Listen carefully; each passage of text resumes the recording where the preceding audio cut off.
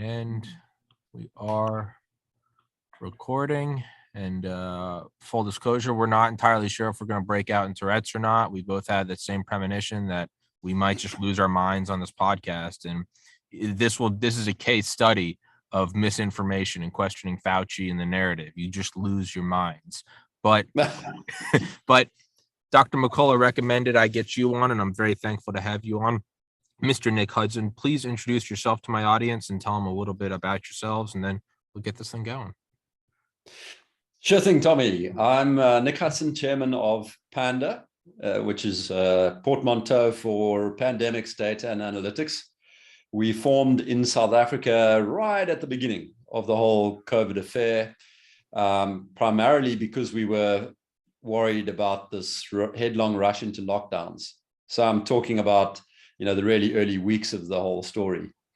And then as time went by and we published articles and did analyses of the harmful effects of lockdown, the extent to which the whole pandemic had been massively overblown by the modelers and the media and so on, we began to gather a following. By about October of 2020, we realized that anything we were saying to the South African government, with whom we'd had several conversations, to the South African media, was totally irrelevant because the whole operation was being run from outside the country.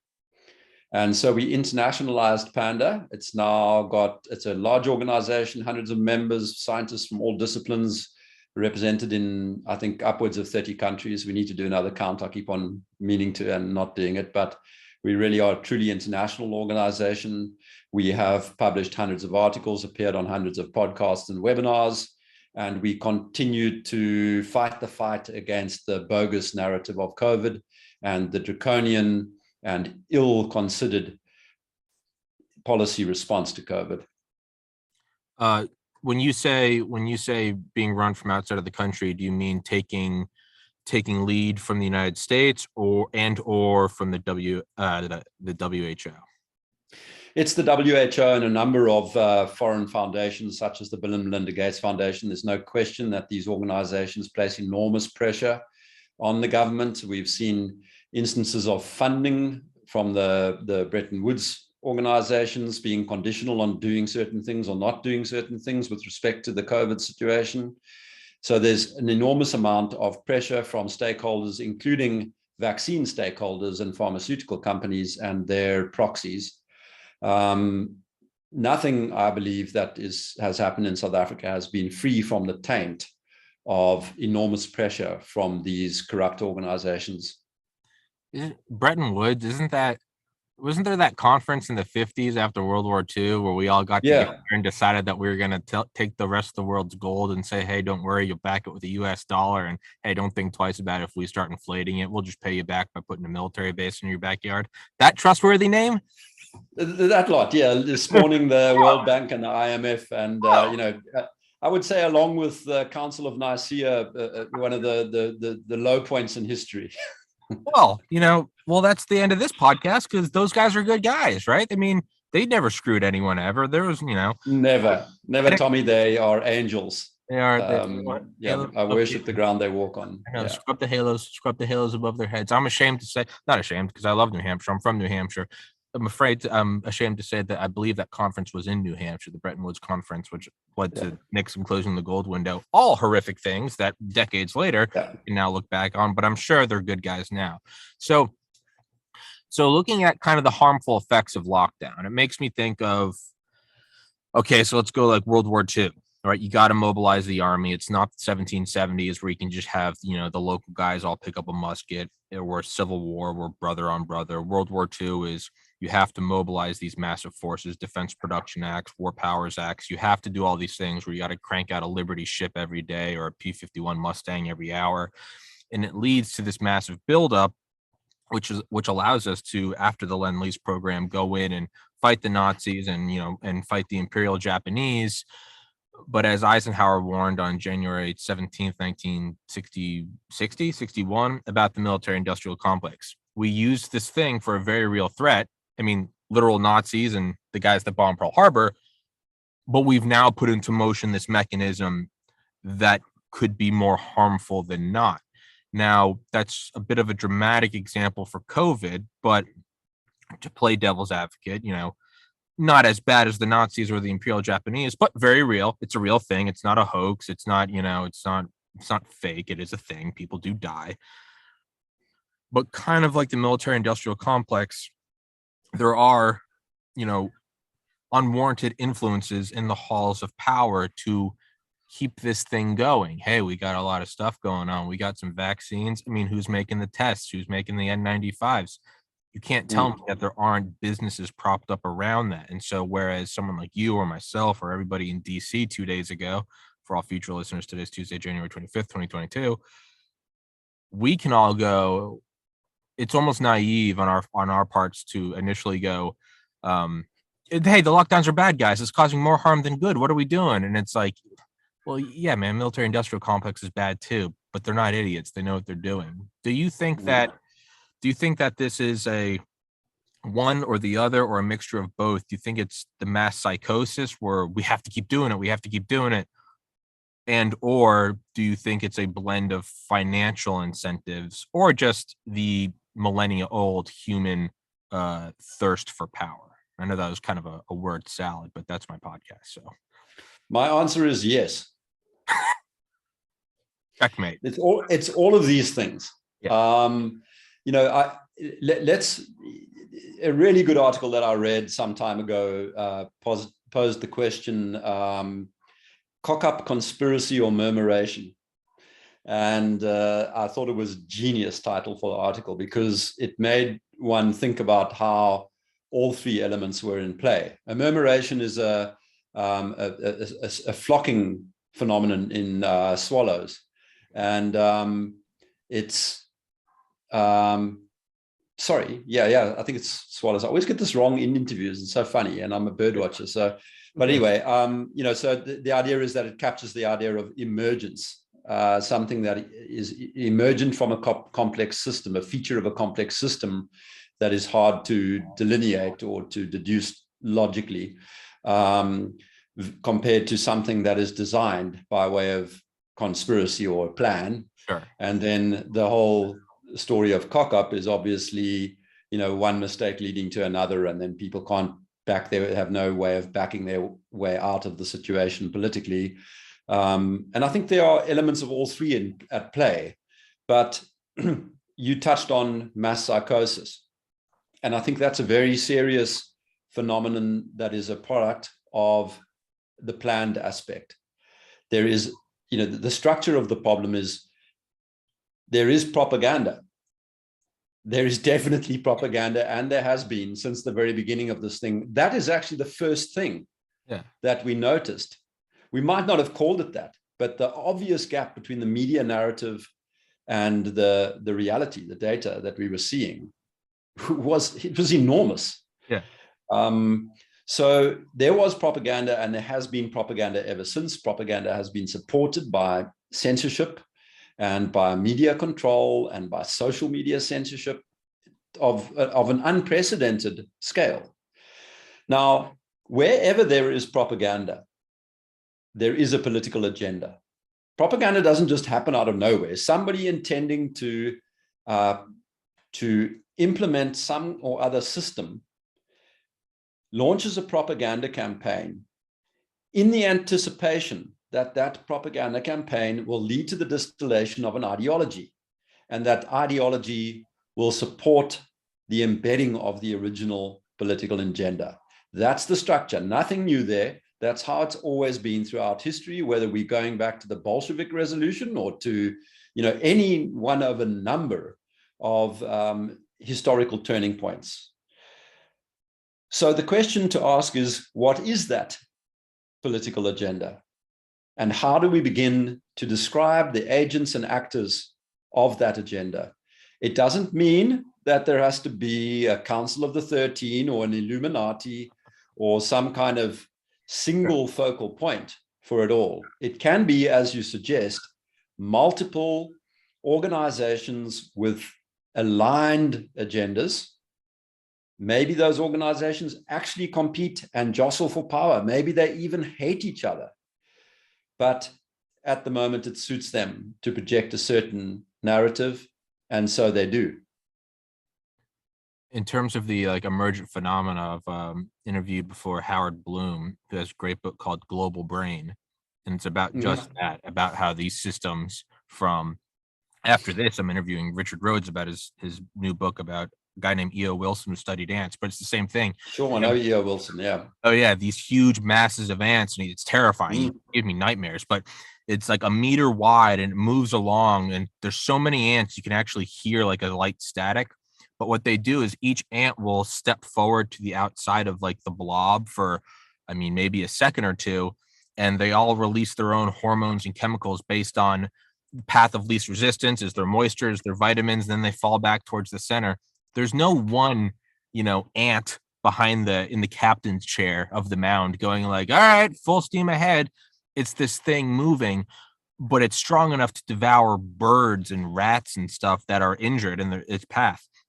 And what yes, I mean, that's a similar idea to an murmuration. The idea with the murmuration of starlings, it's not swallows, as I said earlier, starlings, is that this flock of birds following more or less simple heuristics, 3 or 4 of them, exhibits a pattern that looks extraordinarily complex.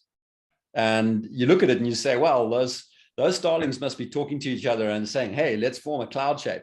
But they're not. They're following very simple rules like don't bump into the bird next to you, always follow the leader, always fly towards the center of the flock, those kinds of rules. And from it emerges what looks like great complexity and something that is difficult to describe and that you imagine has all sorts of machinations going on behind it. The E.O. Wilson analysis of ants and so on, yeah, that's another kind of framing of it. There's different characteristics. There he gets into these ideas of group selection and so on, which is a territory that, if you wanted me, I could happily cover that stuff because it was on my agenda and I was reading about it quite, in a sustained or continual, let's say but on a continual basis for maybe a decade prior to COVID.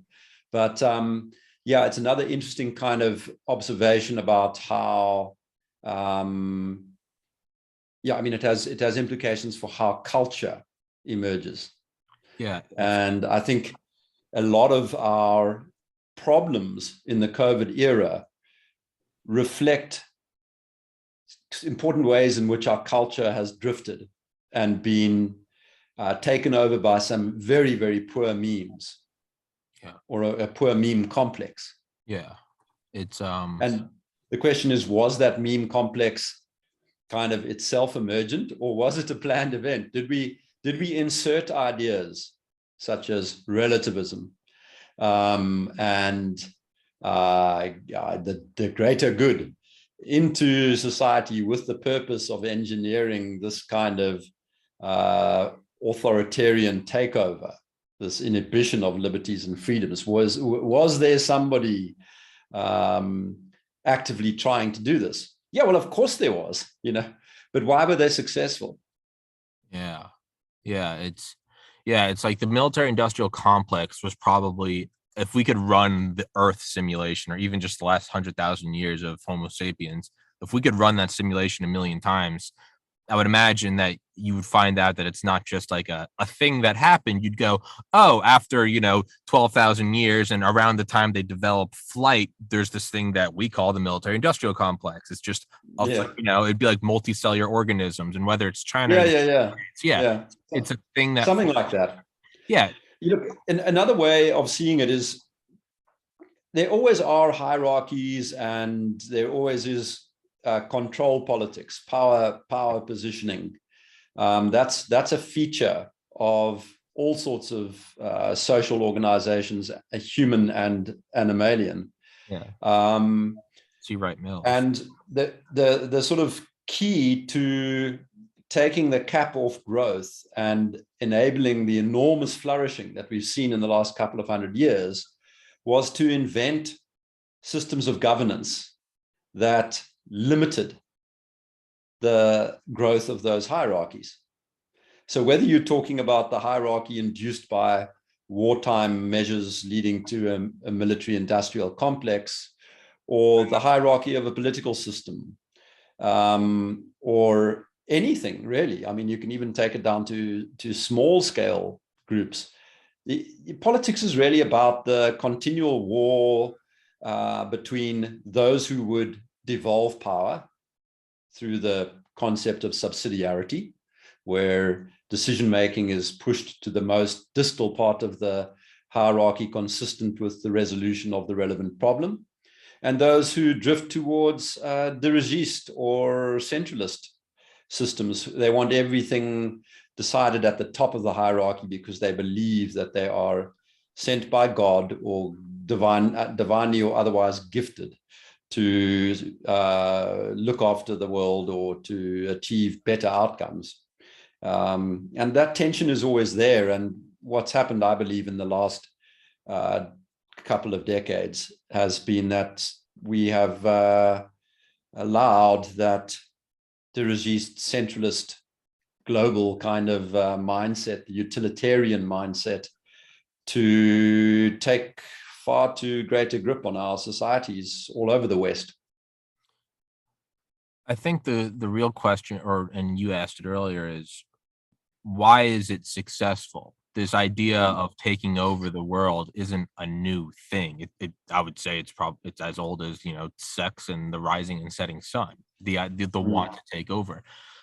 I wouldn't say it's worked yet. I would say it's probably in the throes of, at least in my optimistic opinion, it seems like it's falling apart. But it's why, 9/11, are there people in power that want to strip away our civil liberties? Yes. Is there military industrial complex and intelligence complex? Yes. Is there a war for resources? Yes. Was there a legitimate terrorist attack? Yeah, probably. We've been bombing the hell out of the Middle East forever. Why wouldn't they be mad at us? So it's probably not one thing. It's not the guys in the black hoods in the Vatican doing some Illuminati stuff, as much as it's very easy, but it's kind of lazy cognitive practice to go, of course it's the Illuminati. And it's like, yeah, probably much more complex than that. Why is it working now? And what is their goal? 9/11 is pretty, you can kind of look, let's just really break it down. I mean, what was the benefit? We went and put our military on top of the oil. It's kind of what it was. What is the goal of this? And again, why is it successful? Well, I tend to believe the people who talk about it, and I think their ambitions are sincere. I don't think you have to, it's always a mistake to place motivations in people's mouths and to try and second guess what they actually say their motivations are. So if you look at these guys like Bill Gates and Klaus Schwab and the Davos set, they're telling you what their motivations are. When they, and an important realization in this regard is that anytime somebody produces a description of the future, a prediction, without a critique of it, they are actually telling you what they want to achieve. Okay, so when Schwab and the WEF say you will own nothing and be happy, they're not just making a prediction of a future that they think, that they haven't passed judgment on or something like that. They're telling you what they're trying to achieve. Otherwise, they would have said that's terrible or that's wonderful because, So that's the agenda. It's kind of a centralist, view of the world. They have their long list of global crises, yet another global crisis for us to adopt a global solution to it. And we have to be resilient and do sustainable things. And they must be inclusive. And oh my word, on they go. And it's all complete crap. It's all utter crap. The crises are fabricated, and the need for them to be global solutions, well, that's fabricated too. And so when you watch these clowns now at their WEF agenda meeting, and the head of the European Parliament, Ursula von der Leyen, and Xi Jinping and Klaus Schwab are all getting up there and giving it what for. They talk nonsense from beginning to end. It's just this endless stream of jargon disguising their kind of motives towards centralist, authoritarian, totalitarian control. It's nothing else. There's no intellectual substance to it. It is as flaky as the day is long. Yeah, it's So we don't have to look for motives. yeah. There are just people out there who are dumb enough to go for centralism every time a coconut. This is nothing new. This is every generation has some of this. Yeah. And we've been napping. Those of us who have the wisdom and who have actually read something of history know that this kind of project always ends in disaster when you lack the humility to realize that control of massively complex systems is beyond your ken. Dangerous things happen if you get any power at all. And these guys now have enormous power. They are able to shunt around vast resources, both financial and in terms of manpower. They shunt around lots and lots of power. I mean, you see this with the WEF's Global Young Leaders Forum. Yeah. They're able to put stooges wherever they want. So you have these clowns like Trudeau and Yeah. Ardern and Macron. Sorry? That's Dan Crenshaw in the United States, congressman. Crenshaw, yeah. They're all people who they're unable to be interviewed by any kind of vaguely critical person because they don't have in the intellectual wherewithal to answer or to defend the viewpoints of the organizations they are representing, basically. And so what's effectively happened is sovereignty has been massively eroded in the countries where these people are in power, and they simply spout a narrative that they've been trained to spout. And none of them are too intelligent, and none of them are well-read, and none of them have an idea of their own. They simply regurgitate what they learned in that forum. And you can see it, it's damn obvious. Every time a hostile journalist gets within a country mile of Jacinda Ardern, she shuts down the news conference. Yeah. She's completely incapable. Yeah. And that's not just true at the level of prime ministers and presidents. It's also true at the level of public health officialdom. You cannot, here in South Africa, get a single public health person to answer questions from a diverse audience, an audience that may have some dissenters in it, or to appear in a debate. They're incapable. They're all apparatchiks. They're all there as part of a machinery to implement this terrible, destructive system. Yeah. Yeah.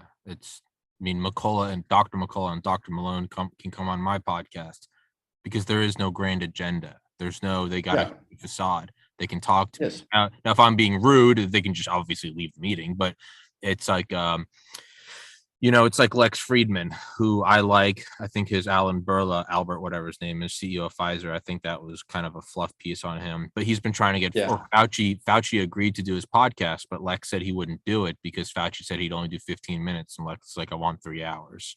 And you can tell that there is no, it's kind of like, in terms of over having this centralized goal. And you're right. When they tell you a vision of that's a beautiful sentence. When they tell you the vision of a future without critique, they're telling you what they actually want. Right. Yeah. You kind of, I guess it's more, you'd be more safe going with the guy that's telling you what you fear, right? Whether it's 1984 or it's Eisenhower, you go, that's JFK's secrecy speech. You'd go, that's a guy that's fearing this, as opposed to we will do X, Y, and Z. Again, it's the lack of humility to say maybe this system is big. It's the one ant going, we're going to go to that tree versus the one with many tendrils and it moves around in ways you can never see. A great example of this is there's a study, I think it was done by DARPA, where they took basically a huge petri dish, like the size of a table, full of like nutrients and agar or whatever, but it was shaped like the United States. And maybe it wasn't, maybe it was like just gel, and they put like the actual nutrients in the cities where they would be, LA, Boston, New York, whatever.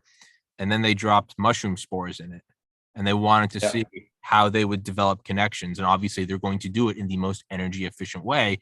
And they found, it was Japan. So somebody did it in Japan. And they found, they're like, oh, these are completely different ways than the subway systems are set up. And they used that to, I think, implement like new rail systems in Tokyo. But it requires a certain amount of humility to go, oh. Let's learn from mushrooms. Yeah, I know, right? Yeah. Shout out mushrooms, Terrence McKenna. But like, it's, squeaky clean third eye. But right? Well, you take enough mushrooms, you're like, what do we need subways for, man? We're all just sitting on a rock floating around a star. But that's another podcast for another time. But you can see it's that lack of humility. Yes. And when I I have many nights sat there thinking, what is going on in their heads? What is this public health person over there really thinking? Because I come from, my day job is I run a private equity fund. Yeah. And I have for nearly 2 decades sat there working on crafting the strategy for business after business after business. And if I've learned one thing about strategy, it's that you need to be really careful. Making wholesale changes is a really bad idea, because the system you're engaging with is incredibly complex. Any single business sits in a complex matrix of customers and suppliers and competitors, and trying to be all super model based about it and applying your Porter's 5 forces or your McKinsey third wave or 3 waves or your Bain puzzles or whatever the case may be, that's all nonsense. What you do is you try and make some intelligent stabs about what will improve your business, and you watch carefully, you make the changes on the margin, and you see whether they work. If they work, you do more of them. If they don't, you shut them down before some CEO with a God complex does too much of it and destroys your company. Yeah. And so if I think that way naturally, what is the thought process going on in their heads?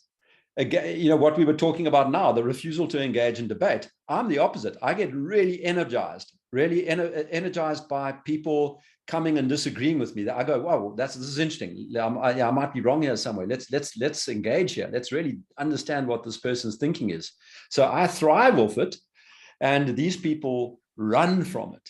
So they're very different animals. These are people with character and virtues that are completely different from mine. I'm not too sure what let's say values instead of virtues, because I'm not too sure that they are virtuous, but they have character and values that are very different from mine at a very base level. And that's not to be forgotten. It's not simply a matter that their incentives are not aligned with mine. That is important, but there is something deeper going on. It's again, to be careful to not, put their incentives, or not for us to say what they're doing. But if I can play armchair psychologist, it seems like it's more of an emotional, this is what needs to happen, and we'll get there either way or anyway, versus, like this podcast, before we started recording, did I sit down and I was like, well, these are the notes we're going to go over? No, we talked about what if we had a breakdown of Tourette's and we both took our clothes off. I come into a podcast kind of like the mushrooms in the agar. I go in and you kind of just start pushing over here. If I started talking to you and I could just kind of see your eyes glazing over, I'll be like, well, this is a shitty podcast. No. So what do you start doing? You start kind of floating around, E.O. Wilson, boom, ants. Now we're going to roll down that way, right? So it's that you have to wonder what it is. And to go back to Richard Rhodes again, just talking about his new book, I had him on for his book, Masters of Death, about the Einsatzgruppen, who are the precursors to the concentration camps, right? The Nazis would invade, and then the Einsatzgruppen would come in, take all the men or all the women and children out into the woods and shoot them and put them in ditches. Really demonic stuff. But it's so insane when you start to read their own journal entries as it progresses. And it's so easy to go, oh, it's the Illuminati and they're sacrificing babies, versus hey, man, it might just be some corporations looking for money. When you read the journals of the Einsatzgruppen, it's not, it's not Sig Heil, Jews are bad. It's a lot of them going, I don't mind fighting another fighting age male. I'm shooting women and children in the back of the head. I can't do this. But I'm told by the higher ups, if I don't kill these kids now, they will eventually grow up to fight my kids. And these guys breaking down together, and they're just kind of, like a bro, they'd be like, hey, man, we have to do this. Okay, maybe we need to get blind drunk on gin before we do it. But this is how we do it. And we're doing this because we love our women. We love our women and children. So if you freeze frame that, the higher ups are telling me to do this, even though in my mind, this isn't war. This isn't me fighting another 31-year-old. This is me putting a pistol to a 5-year-old's head. But number one, the higher ups told me it's what we need to do to win. And number two, if I don't do this, my wife and kids are at danger of this happening. And so you see it's not the mushrooms in the Jagger going, which way do we go? Which way do we go? It's this top-down control system to where Yeah. you don't. I think it was Jordan Peterson that said, if you think strong men are dangerous, wait until you see what weak men will do. And Yeah, exactly. to quote, Exactly. I was going to say, to quote for a third time, Richard Yeah. Rhodes, his book about violence. Mm. When you are distanced from it, when you aren't pulling the trigger, but when you are behind a desk and just saying, get rid of the Jews, and you don't have to see it, you can do 6 million. I want to pick up on something you just said there. About 7 months ago, I did a talk, and in the Q&A session afterwards, I decided to get brave. And so I asked the question, where are all the men in this? Our children are being attacked. Where are all the men? And I asked it rhetorically. I didn't try to answer it. And I was a bit nervous about it because it's the kind of talk that gets you into trouble because of the other global crisis of gender-based violence and words being violent and all this kind of nonsense. Okay. So I was a little nervous doing it. I am after all talking about COVID, and I'm not trying to get into gender politics. But the interesting thing was, after that talk, lots of people came up to me and said, yeah, exactly. Where are all the men? Guess what they had in common? They were women. Yeah. All the people who came up to me and said, that really resonates, it was all the women. Where are all the men? And what you were talking about, putting the gun to the heads of the children, that's what's been going on. Stuffing them behind masks, destroying their schooling careers, telling them that they're killing granny, treating them like they need to be sterilized and sanitized and that they're little germ machines. This is turning their brains into mush. These kids are there will be a whole generation of the spawn of these crazy neurotic people who treated their children in this way and encouraged them into these behaviors. There will be a whole generation of these kids who turn out to be, basically mentally disabled. They will not be able to participate normally in society. That's my prediction. If you didn't do what happened in my household, which was to explain to the kids very carefully, listen, there's going to be some stuff you have to do here. It's wrong. And I'm not in favor of it, but I want you to be able to go to school. So you're going to have to wear this mask whenever you can. You get this mask off. Get yourself into trouble a few times. Don't worry about it. Your teacher is wrong. Okay. My kids are fine. They're not scared. They know they aren't going to kill granny.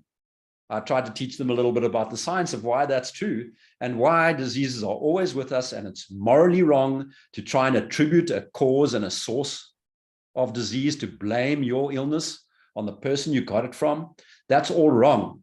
This is not how we should be. They get that message loud and clear, and they are not going to be a bunch of paranoid, neurotic germaphobes when they grow up. Yeah. United States of Fear by Dr. Mark McDonald. I don't know if you've read that, but that's kind of his thesis. Is it came out last year. Dr. McCullough mentioned him on Joe Rogan, and I finished it last week or the week before. But it is about that, and why I love it is you start reading it and you're like, oh, this is that scalding hot potato, because he immediately goes into the role of men, toxic masculinity, and it's like, oh, dude, what are we talking about? I thought we were talking about COVID, but no, we have to address what is the bottom, and what it is it's what happened to a guy, what happened to a man that goes, you are not coming near my kid with this. If I was growing up, if someone came up to me or my 3 brothers, my mom's a nurse, and she said if anyone tried to come near us with a shot that was shown to cause myocarditis, I mean, I don't know if I could legally say what my dad would do, but my God, you would have to kill us all if you tried to come near one of his children. You don't. And what is going on now where it's like, well, we're doing it now. Put the mask on for your profile picture. Look, I mean, I get it. Okay, you got to go to school. I understand sometimes shit happens. Like, hey, man, I went to private Catholic school. Hey, Tom, I understand you want to have long hair, but the priests say you got to cut it. There's some things you have to do. Shut up. Be grateful you're going to school. There are other things, though, where it's like the censorship is in your face when the inventor or when the most published cardiorenal physician in the world, Dr. McCullough, are getting permanently banned from social media for Of talking course. about the heart inflammation being put into kids by the same corporations that were fined $2.3 billion just 13 years ago for the opioid epidemic, the real one, the real epidemic. Into the bodies of kids who are already immune to the disease, They're kids. I mean, yeah, you and start to who look are at, not often responsible for the spread, you can, it's my white Irish face insane. starts to get red when I, Yeah. so No, yeah. but let's, while we're talking about fear, I'm looking for the person out there who's read all 4 of the books, The United States of Fear that you mentioned, Laura Dodworth's book, State of Fear, Frank Ferretti's several books on fear, and Gavin DeBecker's book, The Gift of Fear. I'm looking for the person who's read all of those. I would like to interview that person, because I think the phenomenon of fear is actually a very complex one. It's got some evolutionary benefits and some evolutionary costs. 100%. And something has changed so that the whole balance has shifted. And fear is now an overutilized resource. It seems like what fear is, fear has a ton of benefits. I'm a huge proponent of fear. I mean, Hunter S. Thompson, right? Hunter S. Thompson, fear is like a wild animal. Put it in front put of it into the title of all his books, right? Yeah. No, but what he would say is fear is a wild animal. He'd say, put it in front of you, let it pull your chariot around, but keep a 12 gauge trained on it. Yeah. That's what got me into medical school. I wanted to be a doctor to help people, but hey, man, what gets you up for the 97th straight morning to study organic chemistry isn't like, I can't wait to be a doctor. It's, I'm going to fail this class and I'm not going to be able to pay back these students. Fear is great. Fear is what gets me up, despite I slept 3 hours last night. Fear is why I'm talking to you and doing 2 more podcasts after this, and then 3 more tomorrow and 3 more the next day. It's why I did 300 last year, is because I have a certain amount of time to turn this into a profitable enterprise. Fear is fantastic. However, when you start fearing about things that are literally and metaphorically over the horizon, that is when it starts to have, I can fear about, I got to work hard, I got to make money. I can't really be too worried about the Russian armament buildup on the border of Ukraine, and I think that goes into a lot of things. And so we have people who are just they have no immunity to fear. That's what you need, is you got to be able to, you come in contact with fear and you know when it's real. Fear, there's someone in the middle of my apartment in the middle of the night, very real, grab a machete. Fear because Dr. Fauci said if we don't get 18 boosters by Christmas, you all gonna die. You got to be able to look at it and go, no, that's not real. That's not a real one. So a line that I used in my talk in, when was it? March of 2021. The one that went viral on YouTube and led to me being banned there. It was getting 12,000 views an hour after 4 days. It had already been viewed by 500,000 people. It was going bonkers. And YouTube pulled it down, even though there has never been a single allegation of any substantively wrong statement in that talk. It was very carefully constructed. But a line I used in that talk was from Mandela, that, courage isn't the absence of fear. It's the ability to overcome fear. Yeah. And I think that's maybe what's missing, is the virtue of courage has been subordinated in some important ways. There's been a kind of almost a linking of these ideas of courage and toxic masculinity. So we beat the courage out of kids. We don't encourage them to, like we used to, not so long ago, you'd say to little boys, stop crying, be a man. Now, those might have been very important memes that have sort of been jettisoned in the schooling system. And maybe what we've got is actually a generation of people who lack courage, the virtue of courage. And when we go through that old, the classical virtues, or the extended list, the one that was augmented by faith, hope, and charity, maybe when we go through that list, we kind of we ought to stop a bit and think about what courage actually means, and whether we don't need to be pumping this one up a bit, because when I look around me, I see 35-year-old doctors who were not at any risk to COVID at any point, if they bothered to even pay attention for 5 minutes instead of running around with their skirts over their head, they would have been able to see that. And 2 years later, when the vaccine, or a year and a half later, when the vaccine arrived, they were queuing up to get it as quickly as possible, still terrified about the virus, convinced that if they got it, they were going to die. You know, that's not a frontline worker. That's an insipid failure of a human being. Yeah. Yeah. It's, I was going to say, and what we're seeing, the lack of, and you're right. That is the great quote, right? Courage isn't the lack of fear. That's not, no. That's not a lack of fear. It's being able to look at it and going, we got to nut up. We got to do this thing. Yeah. But yeah, let's go. But what we have to keep in mind is we're not in a vacuum. This lack of courage we're seeing, this isn't a generation. This is a generation in the United States. There's other countries out there who they're going, oh, baby, they're showing us their neck. They're showing us their belly. Time to slice it open, as has happened all throughout human history. This isn't happening everywhere. This is, you're driving variants of courage. Instead of Omicron or Delta, you're having guys with their balls dropping going, it's time to kill. It's time to slit that throat, metaphorically or literally. And so we do have, it has been pounded out of us to, that is toxic masculinity, right? To stand up and to stare it down and to fight against it and to do what you know is right. But I also believe that in terms of, again, these sort of grand schemes, the birds flying together, the ants moving, this is also I think we are seeing on a meta theme that maybe I won't be able to look back on accurately till the end of my life, God willing. It's in a long time. I'm 31 now. Is that what we're seeing is, it's right. It's the meme, you know, hard times make strong men, good times, weak men, bad times. I think what we're seeing right now is we're seeing the effects of a lack of courage and a lack of masculinity. And that doesn't mean some, you know, women get back in the kitchen. No, not at all. It means, of course not. Yeah. And that's the straw man that they use to attack us, which is when we just go Tourette's and, you know, deflect them and start screaming. But like, I think what we're seeing right now on a meta scale is, I'm hopeful that I don't think all of these kids are going to grow up to be even worse. I think they're going to grow up having seen what happened, and they're going, I'm going to, it's the punk rock kids, right? It's the greatest generation. And then it's the baby boomers growing hair down to their ass and taking acid. It's like, what? They were storming the beaches of Normandy and you guys were in Woodstock. There is that just general rebellion. So I think what we're going to see, hopefully, some will be lost forever, but I think we're going to see a lot of kids who it's going to be the new punk rock to be a man.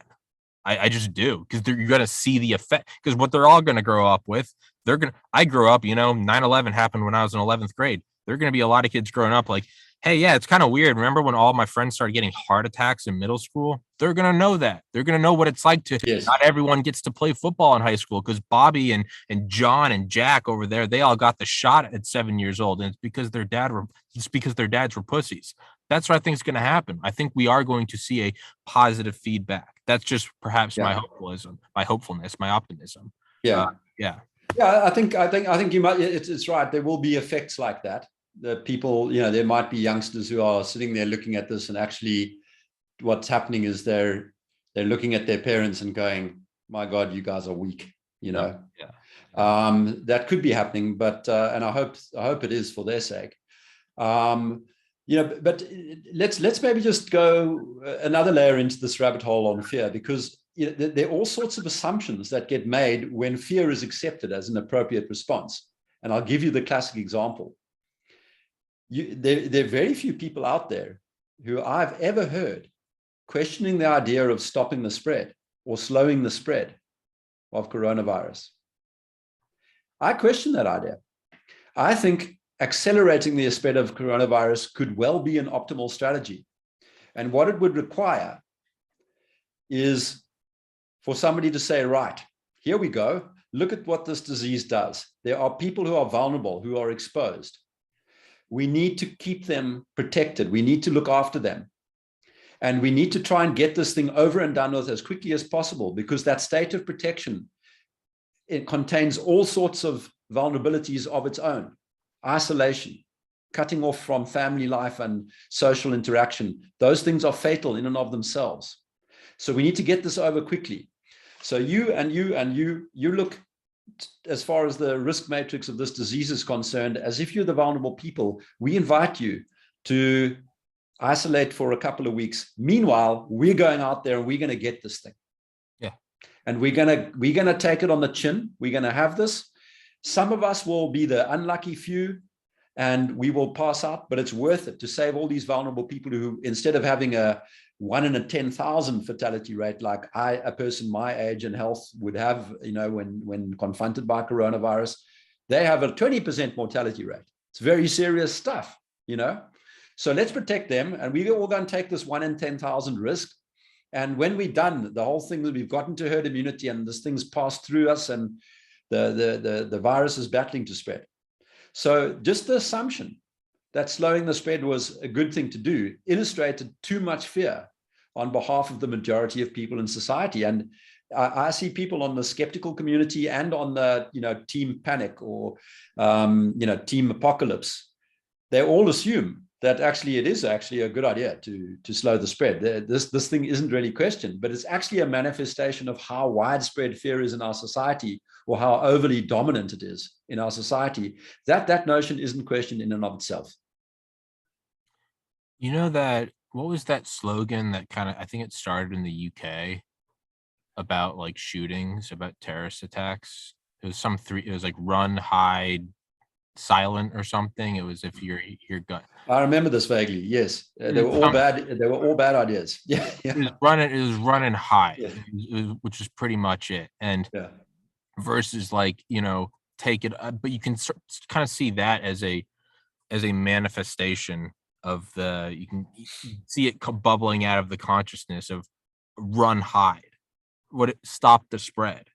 You're not gonna stop it. Life's been here for what, 2 billion? You're not gonna stop viral spread. Are you kidding me? It takes me 30 years I got to make a kid and for them to be different. Viruses they're getting new genomes and phenotypes and genotypes, and they're flipping upside down and backwards, and they got parallel and horizontal gene transfer and vector throwing and everything. You can't stop this spread. What the hell are you talking about? No, I mean, I would go further. After billions of years of evolution, it's a fool who believes something other than that viruses have by now occupied every conceivable ecological niche. They're everywhere. They've done things that we haven't even begun to discover. They have embedded themselves in our genomes. They have been commensal animals, commensal chemicals, I should say. They have been parasitic chemicals. They have tried everything, and they try it all the time. And so this idea that some kind of novel thing is going to emerge and wipe everybody out just sounds like a dodgy idea in the first place. I'll give you another example of the fear thing playing out badly. Almost all transmission, or at least a substantial majority of transmission, takes place in two locations: the nosocomial settings of hospitals and nursing homes. All right. So what you want to do when somebody is sick is take them out of the hospital setting, take them out of the nursing home. Where would they go? They can come to my house. If you're not scared, you put your hand up and you say, oh, COVID, Granny at the nursing home has COVID. Her children have abandoned her. I'll take her in for the next 14 days. Because remember, the majority of these people don't need ventilation and such. So you bring them into your house, and then all the young people get it and they recover because it doesn't, the children are unaffected by this thing. It's not dangerous to children. Many people our age who've had it and it's just sniffles. Yes, of course, one or two, they had an undiagnosed comorbidity and they had a hard time of it, So what you need is a little bit of bravery. But when we suggested this, we suggested it in South Africa, right? We're a developing country. We don't have lots of state-supported and social security type systems. So we suggested this as a solution. We said, you don't want to be letting sick people hang around nursing homes. Take them into your house. No, it's dangerous. My children. You see, that's the fear taking over. A great solution. It's a fantastic solution. You take them out of the nursing home or the hospital, and you farm them out into families where they can actually have social interaction and recover and get some care. That would be a pro-social, greater good type response, if you ask me. Instead, we did the exact opposite. We did what in New York, you took the sick people in the hospitals and put them into nursing homes. This is the ultimate cowardly step. This is the ultimate of what happens when your society is fearful instead of courageous. Is you get these ripples and these greater and greater manifestations of just lack of courage, lack of 100% to look things in the eyes.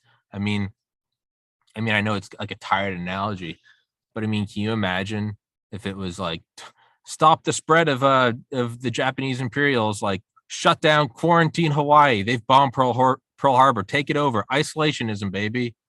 No, we grabbed our nuts and we went across the world and literally nuked the shit out of them. Like, it takes an effort to, and again, we don't live in a vacuum.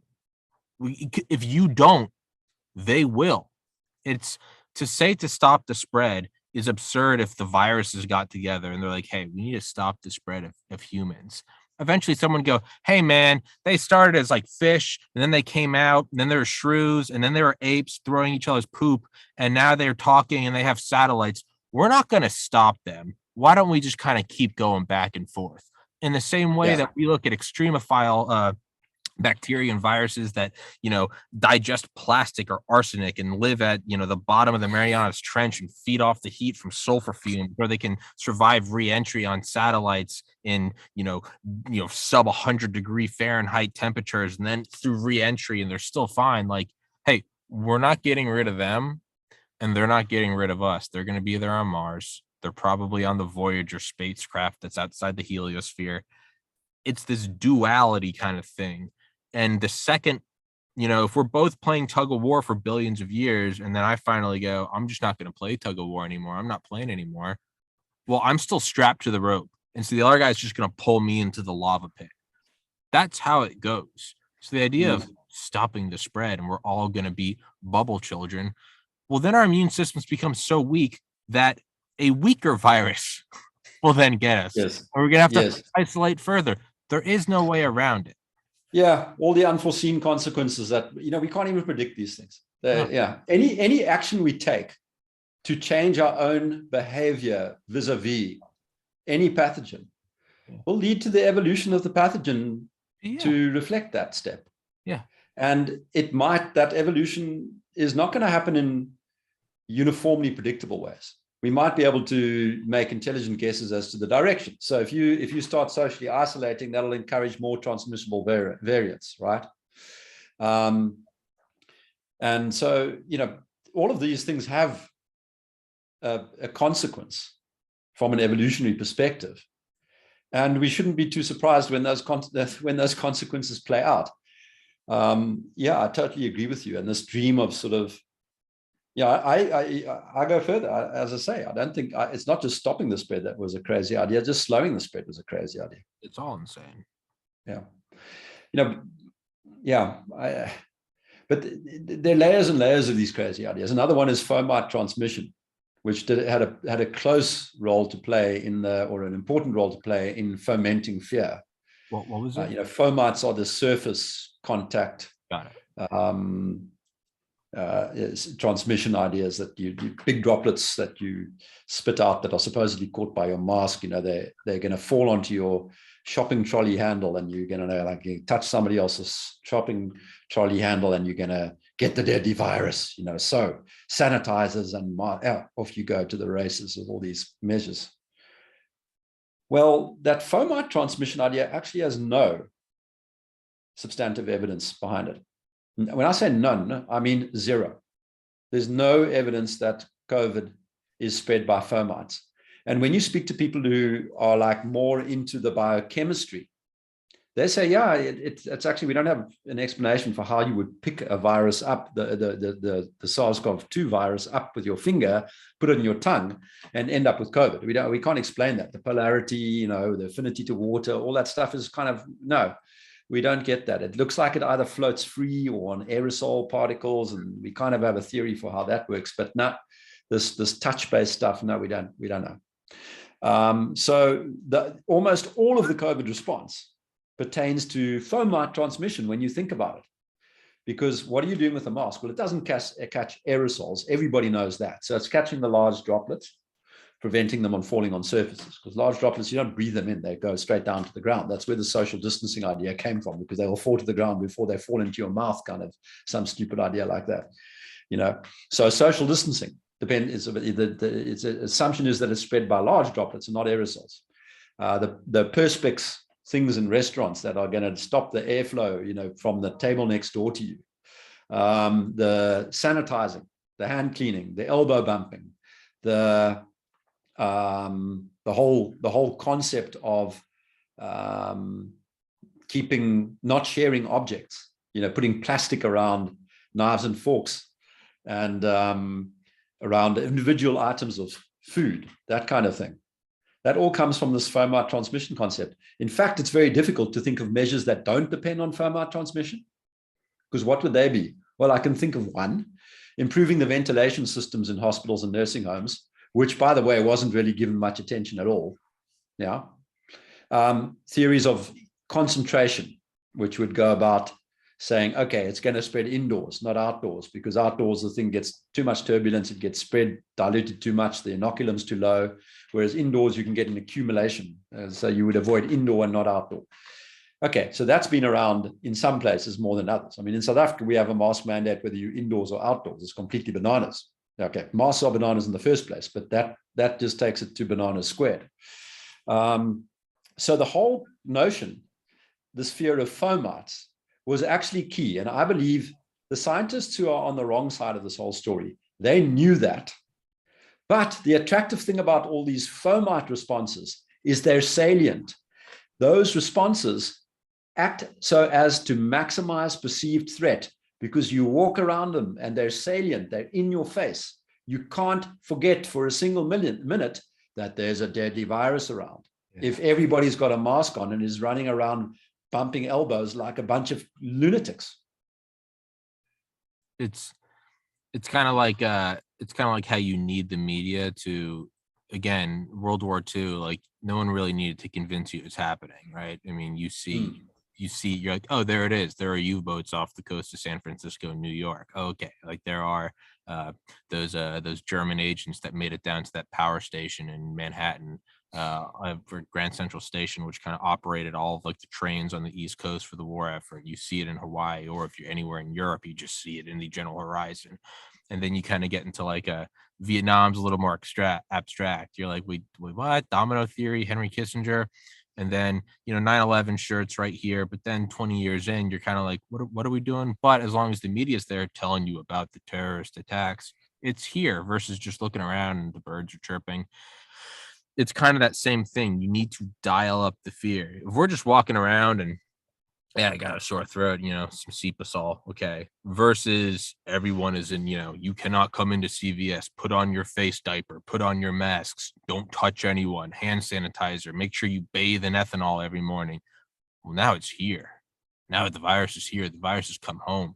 It's at home now. The Nazis are here. The Japanese are here. That's what it is. So it's very visual, right? It's people putting a mask on their face in a profile picture for Twitter. And you're very much so trying to show everyone else that, hey, I'm a good guy. So it's virtue signaling with a vice. It's one of the strangest features of our times. The most insane thing. They'll be writing about this for decades. Yeah. So you can see the type, when you meet them, the way they talk. The thought process. These masked guys. You can, well, as they say, you can see it in the eyes. Wrong thing. Yeah. You always see it in the eyes. There's just something where you see it in the eyes. So where all this comes together, I'm a member of the actuarial profession. Right? That's my qualification. I haven't practiced as an actuary for decades because I kind of got into, for me, what was more interesting, the world of investing and building value in businesses and so on. And I wanted to be independent. I wanted to have my own business. I wanted not to answer to anybody. I did all those things. Okay. So I stepped away from that world of mortality tables and pension funds and large life insurance companies. But I'm still a member of the profession. A bunch of these guys have been complaining about me, trying to cancel me, right? Get me kicked out of the profession because this guy isn't, he's not supporting public health. He's doing great harm to public health. He's, he's, what do they say? He was being offensive to people like Fauci. So I called Boris Johnson a cretin in some tweet that I sent out. And this is now the basis of a complaint, right? Think about that. Yeah, little old me here in Cape Town, South Africa, refers to Boris Johnson as a cretin. And he, by the way, he very much is one based on his behavior in the last couple of years. So I'll say it again. I'm not scared. But these guys will come at you with a complaint. They won't do it face to face. They will not pick up the phone to you and say, listen, Nick, what they're meant to do of course not. in the codes of the organization is say, I challenge you. Is this the right standard of behavior for an actuary to call a sitting prime minister or a cretin? Is this really how we're meant to behave? Can we discuss this, please? No, they're just lobbing a formal complaint. When you try to engage with them, nowhere to be seen. Write an email to them and they're just about to collapse in a pool of urine. Oh, yeah. You know? Yeah, it's like, it's unbelievable. It's like absolutely scandalous in my mind. What again is, and they will not defend their own ideas. Right, you believe, Mr. Complaining Actuary, who's too scared to talk to me, you believe that lockdowns save everybody. You're an actuary. You are a trained statistician. Show me the statistics that motivate your belief. They will collapse. They will have heart attacks if they had to listen to me saying that to them. That'll be the end of them.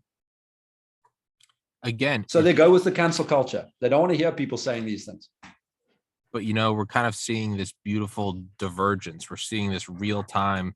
It's like when people are like, well, we don't actually, we don't know about, people say capitalism is better than communism. And it's like, dude, look at the Korean Peninsula from space at night. There's a 70-year simulation on a control group and a test group. One of them is black and full of concentration camps. The other one's the technological hub of the world. Which one's working? I don't know. Maybe we need another 70 years. But you can kind of see this though, right?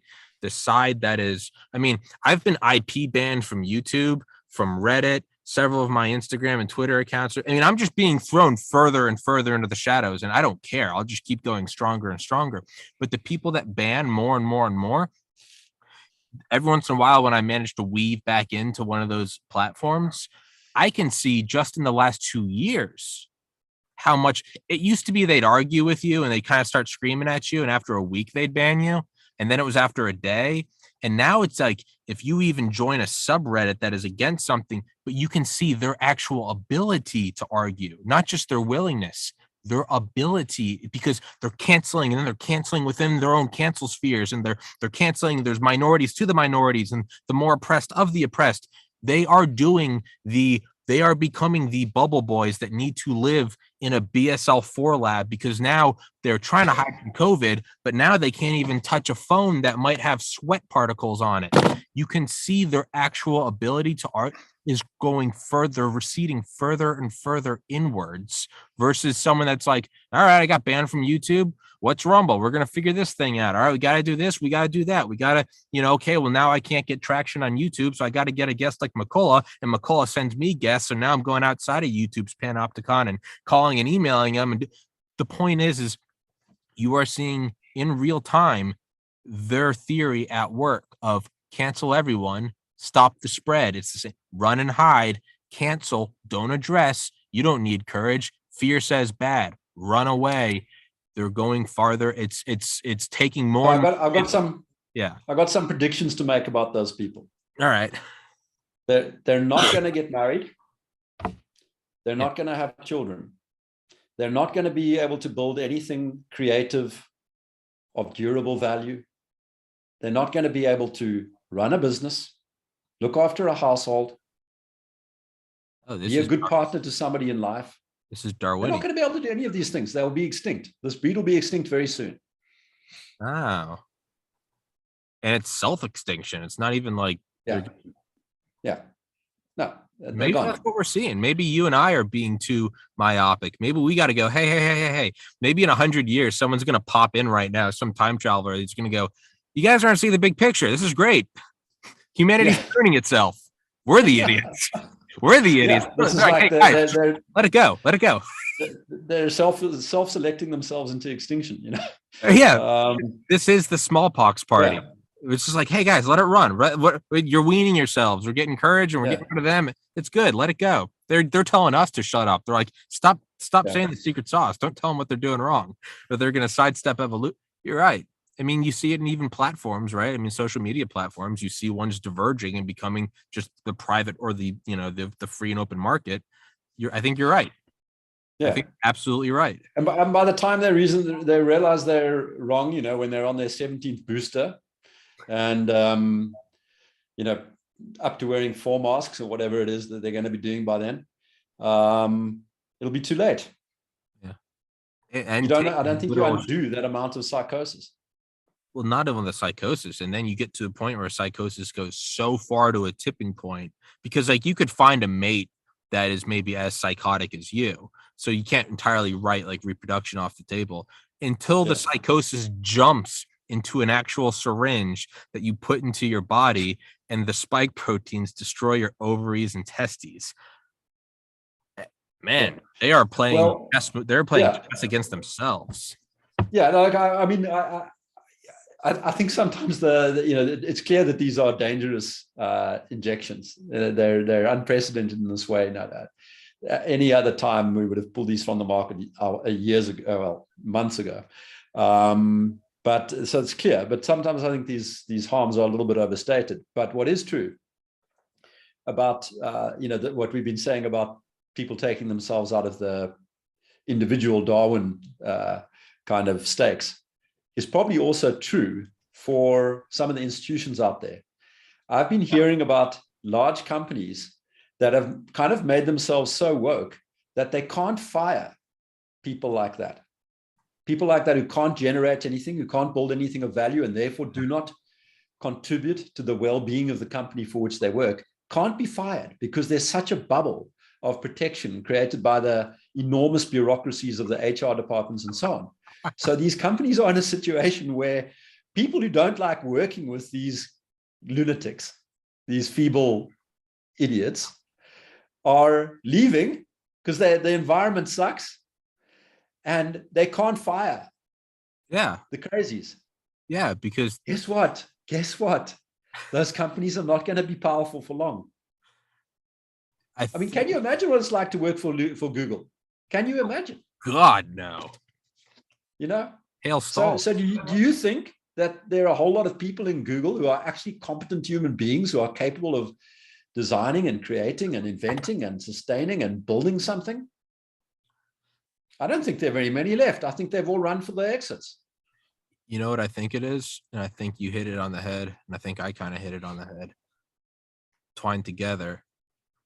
I think there's something happening on a meta scale that right now is very frustrating because we're zoomed in on it's been 24 months. We got to zoom out, it's like a shockwave, right? The bomb hits the building. We've all seen those videos. The bomb hits the building. You see the explosion. When there it is. Oh, it just happens, right? You never once went, how come, when I drop my phone, it makes a noise, but a bomb just blew up and I can't hear anything? No, it takes a minute and then it's overwhelming. What we're seeing right now is this whole woke culture, be it in business or just the ability to reproduce and Darwinian selection. We're seeing the explosion. We're going, what the hell's the noise? If I did that, I'd be fired. I think it might not take 24 months. It might take 96 months. It might take a decade. And then we're going to look back and Google and whoever's holding up these mandates, we're going to look at them the same way we look at Blockbuster. We're going to be like, oh yeah, no, you're dead. You're dead. Imagine still having dial-up internet in 2022. It's like, oh no, that's going away. But because they're so massive, there's sort of a societal and business inertia. You can be a really shitty company like Google because if you've amassed $2 trillion over 20 years, you still got a lot of momentum, right? You can be a hard charging guy that builds a corporation and you become a billionaire, and you can give it to your son who's maybe not as cutthroat as you, but you still raised him in your image and he's still a good guy and he can be a second gen CEO. But by the time you get to the third and fourth gen trust fund babies who don't know anything but cocaine and private jets, and you look at them and you go, how is that company still up? You go, give it another generation and it collapses. So it's these huge things that it's all scaled up. So its collapse is probably happening right now, but they do have momentum, right? They have, I use Gmail, right? We have all these things. I'm slowly moving to Proton Mail, Rumble, BitChute. It's happening in slow motion. And we're looking at it going, how come I can't hear the explosion? It's coming and it's going to be a shockwave. I think that's probably what it is. In 20 years, we'll go, yeah, of course Google collapsed. I think you're brilliant on that. Yeah, I think it's slow motion. Maybe, maybe it's a good thing. Maybe it's yeah, it's a good thing. You look, I think these things do go in waves. And we our lives are too short to see back to the where the cycles were. Yeah. But there were derangements that led to events like the First World War in particular. Jeepers. And like something that led to the collapse of the Roman Empire. Yeah. And probably every empire, you identified the one about the strong times, weak men, etc., etc. Yeah, that's one, but there are probably numerous factors in all of this. So we might just be seeing part of a repeating cycle where, the even keel that has led to the success of the human species there's a cycle around it, and we just at one of the extreme points. And so, yeah, on all sorts of dimensions, there will be a great retreat from these positions of bedwetting over fabricated global crises and a bunch of puffed up rich guys with a plan for the world admitting only global solutions. That's really the crisis in a nutshell, right? Yeah. Is fabricated global crises, a long list of them. They're all bananas, and then you got some guy who's above average intelligence, maybe on some scale of intelligence, maybe one that I don't subscribe to, but some kind of guy who's by luck or hard work or ability to be criminal has become wealthy and powerful, and that guy's decided he's got a plan for the world, and he's making more money is not the object of interest anymore. It's control and power and winning a Nobel Peace Prize. By the way, I've heard that as it's been reported as a personal ambition of both Bill Gates and Klaus Schwab. They both want a Nobel Peace Prize. They've speculated about that in private. It's been reported. Okay, whether or not that's true, well, I kind of not surprised by it. It's kind of the mindset, right?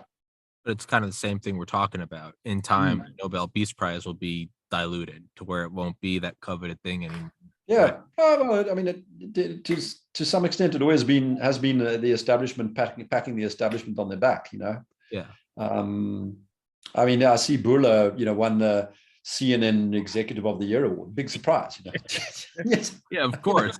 Yeah, of course. And YouTube CEO, what's her name? Cheryl Susan. Sorry, Susan something. Yeah. Now she got a prize for defending free speech or something completely crazy. Yeah, well, Hitler also used to award Mengele and Ambrose and Rudolph and von Braun. He used to award them with like 500,000 marks and like in a villa. Yeah, well, of course the Nazis are gonna pat the Nazis on the back until they're all hanging from the neck or foaming at the mouth from cyanide or bleeding out of the hole in their head with Eva Braun. Yeah. I was gonna say, and we got to wrap this one up in a minute because I got another guest in 10 minutes. There's kind of a very optimistic side of this as well. We're talking about the explosion, the shockwave. We're just kind of seeing a slow motion collapse. To everyone who is acting with courage, you are building up, and you're wondering, how come I'm not seeing the success? I'm doing the right thing. I'm standing up for what I know is right. It's coming. Just like the shockwave, it's coming. Keep doing it.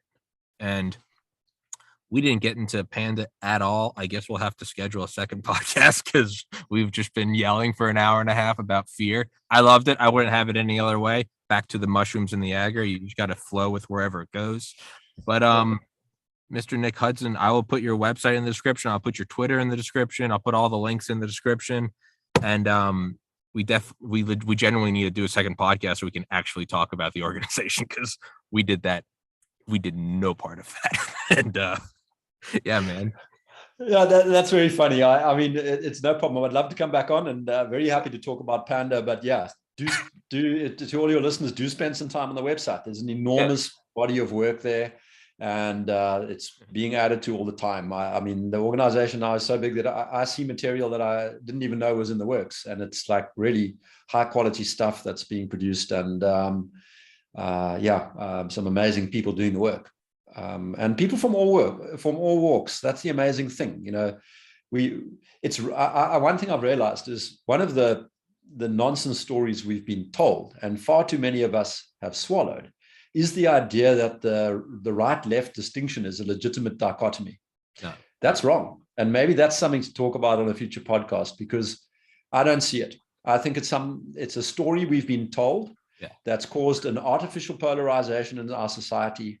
We have people who you would recognize from 100 yards as being, you know, what you would have considered progressive or liberal or left or whatever in the organization, doing their thing, anti-authoritarian. That's the key. Yeah. The people on the left and the right are not in this kind of false dichotomy world that we live in, who are anti-authoritarian. That's the dimension on which we should organize. Yeah. And we can debate the extent of the minor things in our societies, but the important thing is, do you believe in the generative, agentic human being? And there are people all over the planet, from all walks of life, all kinds of careers, all kinds of ages and genders and whatever races and the whole works. They're all represented in Panda. There's an important truth reflected in that.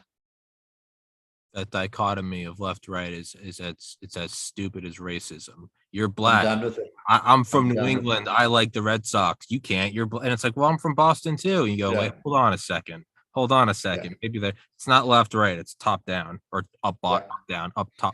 I'm having a brain fog. Panda. Something about pandas. Yeah.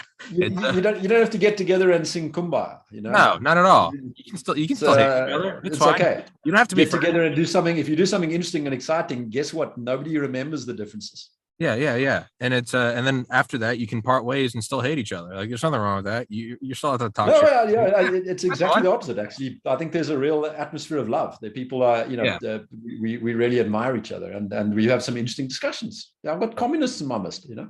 Yeah, beautiful. Mr. Nick Hudson, I got to wrap this up because, ironically enough, Richard Rhodes. Thanks, Tommy. Richard Rhodes is about to come on. The guy I've cited 3 times this episode. Wow. Yeah. He must be getting on now. Huh? He must be like 90 years old, isn't he? He's about there, and he's sharp as a tack. Wonderful. Yeah. Send him my congratulations. He doesn't know who the hell I am, but I'm full of admiration. I'll be like, do you know the great Nick Hudson? And he'll be like, the hell are you talking about? And I'll be like, Panda. Mr. Nick Hudson, thank you so much. I'll email you when this is up. I'll have you tweet the link, and I'll put all the links in there, and we'll definitely set up another podcast. All right. Thank you, my man. Cheers. Thank you so much. God bless.